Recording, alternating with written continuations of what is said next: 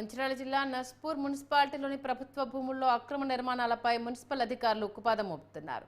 పోలీసుల సహాయంతో బీఆర్ఎస్కి చెందిన డీకొండ అన్నయ్య బిల్డింగ్కు జేసీబీతో కూల్చివేసేందుకు రంగం సిద్ధం చేశారు. ముందస్తు చర్యగా బిల్డింగ్ యజమానిని పోలీసులు అదుపులోకి తీసుకున్నారు. బిల్డింగ్లోని సామాన్యులను మున్సిపల్ కార్మికులచే ఖాళీ చేయించారు. కుటుంబ సభ్యులు అడ్డుకోవడంతో వారిని అరెస్ట్ చేసి స్టేషన్కు తరలించారు.